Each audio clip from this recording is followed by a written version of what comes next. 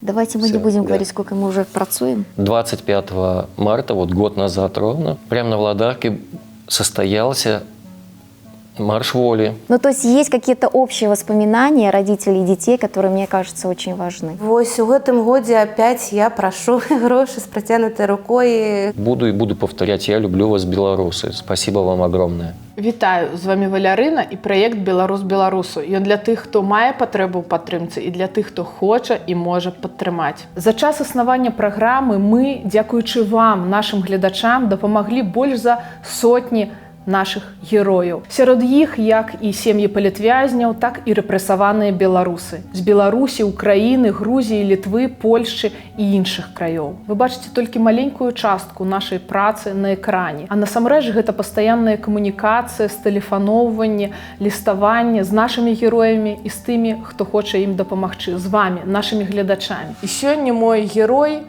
былы палітвязень Андрусь і яго калектыў аніматараў «Пугавіцы», па-нашаму у гузікі. Насамрэч, чалавек, які ўсё жыццё нёс радасць дзецям і дарослым, зусім іначай успрымае затачэнне за кратамі, зусім іначай яго пераасэнсоўвае. Давайте паслухаем, як памянялася яго ўспрыняцце пасля 100 дзён турмы і паловы года на хіміі. Агулам было прызначана 3. Ён быў вымушаны выехаць, але сваю ўнутраную радасць і святло не страціў нават на эвакуацыі.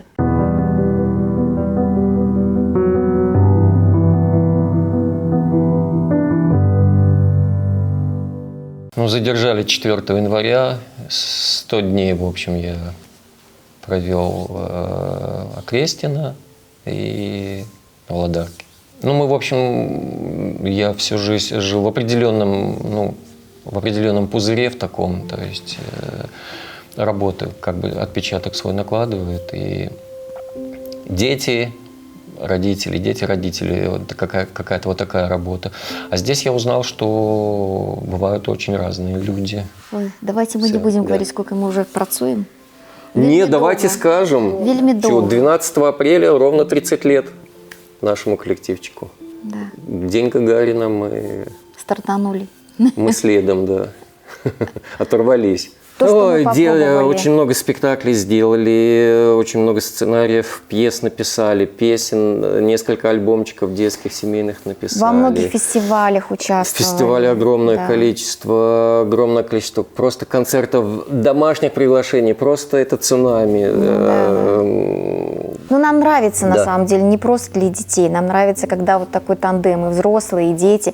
Потому что это же так здорово, когда ребенок видит, как папа побеждает, например, или как мама вот раз вышла и что-то такое сделает. Это же моя! И родители то же самое, когда они вот участвуют и видят, что ребенок победил, вот тут же, вот не где-то там, а тут же. Ну, ты ж мой золотой! Ну, то есть есть какие-то общие воспоминания родителей и детей, которые, мне кажется, очень важны.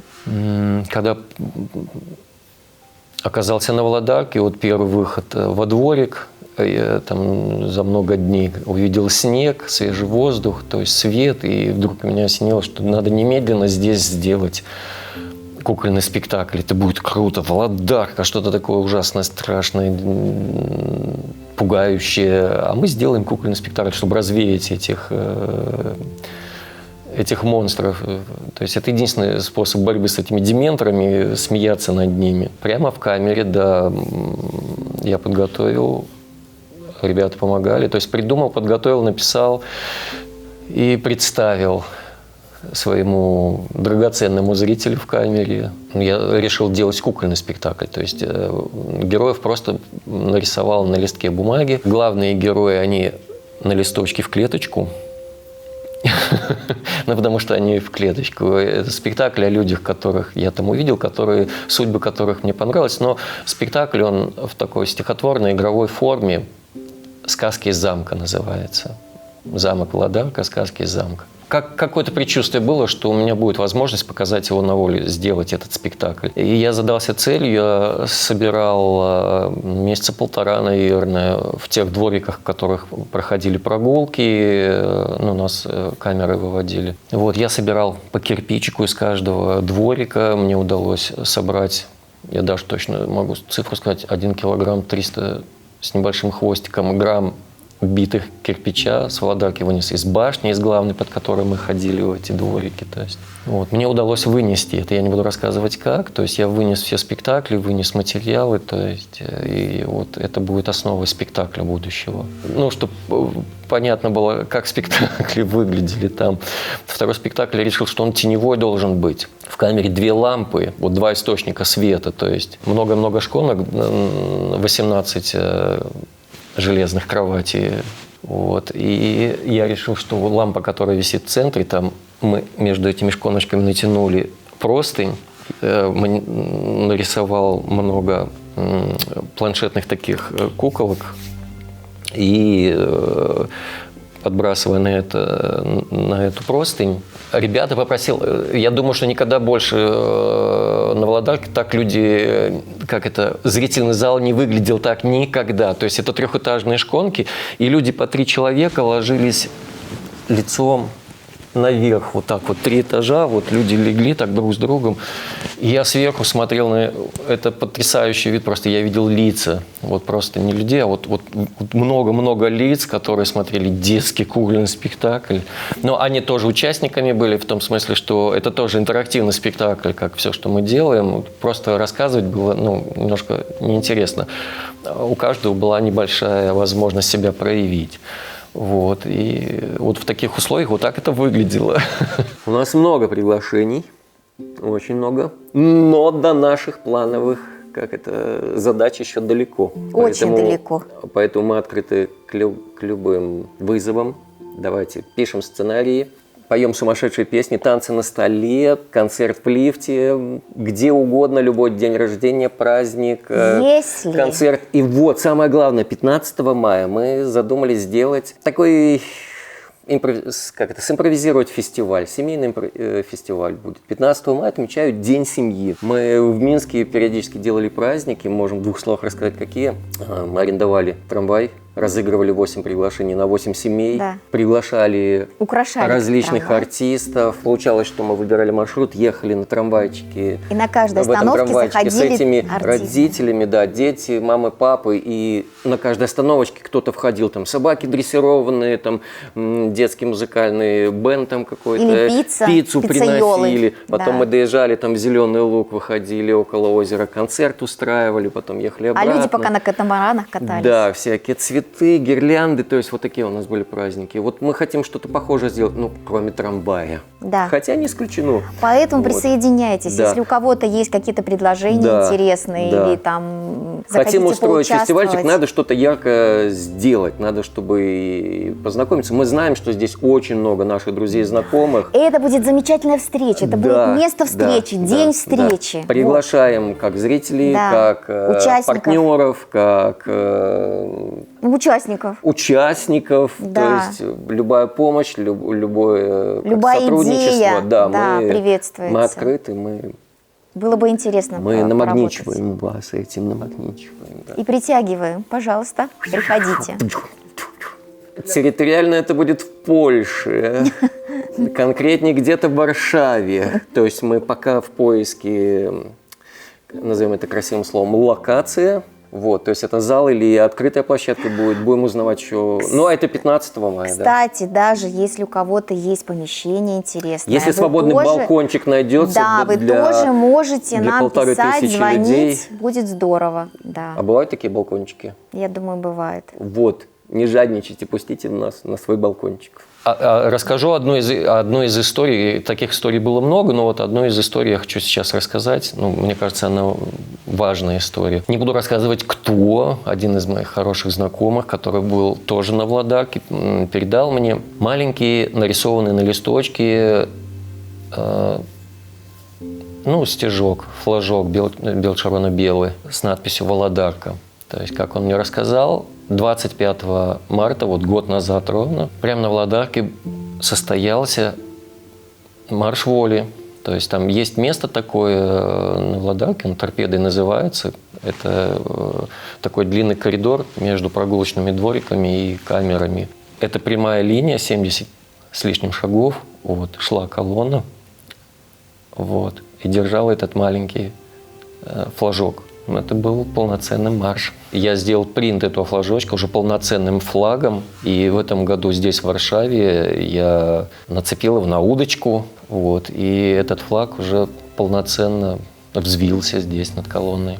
Я себя чувствую здесь как дома на самом деле. Потому что очень много наших людей, очень много тепла, очень много внимания. То есть рассказали, где, куда прийти, какие документы подать, с кем переговорить. Солидарность тут на самом деле это великое дело, поэтому я буду повторять. Я люблю вас, белорусы. Спасибо вам огромное. Кстати, вот пока мы говорим, мы очень большое спасибо. Вот такой вот сейчас я разбегусь оттуда и туда. Нет, я думаю, туда, размеров не хватит. Да, передать Ане Федоренок. Вот, так получилось, что нам пришлось оттуда уехать и пожить у нее замечательный дом-шелтер. Да. Мы в первый же вечер, когда приехали, там было много семей из Беларуси. Детей. Мы сразу устроили концертик, нечего откладывать. Там были и мама, и папа, и дети. Мы сразу устроили веселый концертик. Поэтому, Анечка, спасибо огромное, потому что... Великолепное дело делает Аня. Сразу хотим ей передать приветик и спасибо. 1 июня Аня готовит там праздник ко Дню защиты детей. Да. Будем дружно все защищать детей.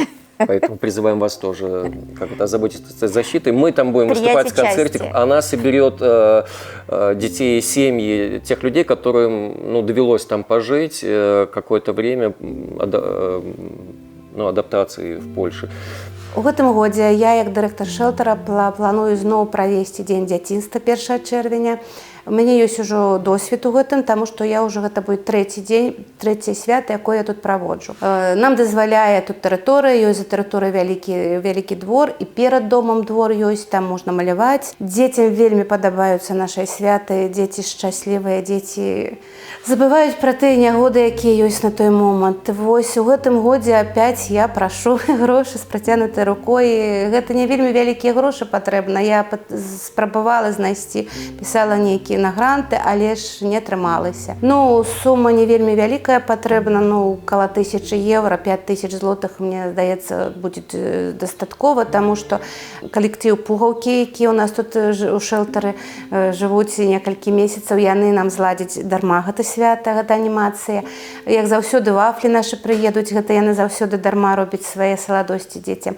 А 1005 злотых нам дастаткова будзе, каб купіць падарункі дзецям і зладзіць невялічкі салодкі стол. У нее есть некоторые вопросы организационные, она хочет сделать очень красивый праздник и хочет, чтобы у каждого ребенка был подарок. Мы будем таким музыкальным, театральным подарком. А если у вас есть желание поучаствовать в этом и помочь ей организовать вот именно подарок для каждого ребенка, это будет очень-очень здорово. Да. Гроши можно скинуть на мой рахунок, я ставлю тут передачу рахунок, але ж можно провести нам подарунки. К 1 чэрвеня ближэй списаться со мной, мой контакт так само будет тут у передачи. И можно провести цукерки, печиво, соки, лимонады, все, что потребно на салодкі стол детям, так само можно провести, не абавязкова скидывать гроши. Калі хто хоче паўдзельнічаць, калі ласка, запрашаю, бо патрэбна дапамога нашим детям, як ніколі зараз патрэбна. Ой, гэта пазітыўныя эмоцыі, а самая лепшая падзяка будзе вам усім, гэта дзіцячыя усмешкі. Мы вас можам таксама запрасіць на свята, каб гэта пабачылі сваімі вачамі. Мы гэта свята здымем, пакажам, якія вясёлыя, шчаслівыя былі дзеці. Так што далучайцеся, калі ласка, беларусы. А эта песенка...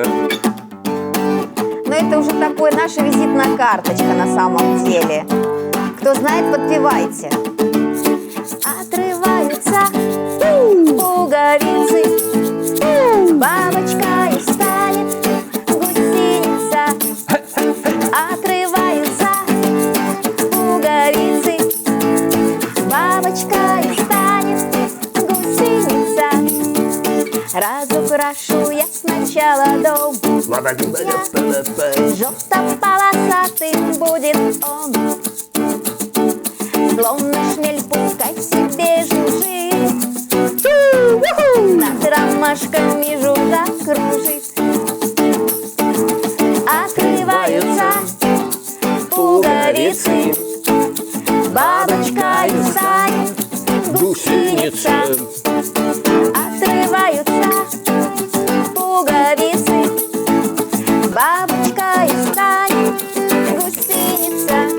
снимаете?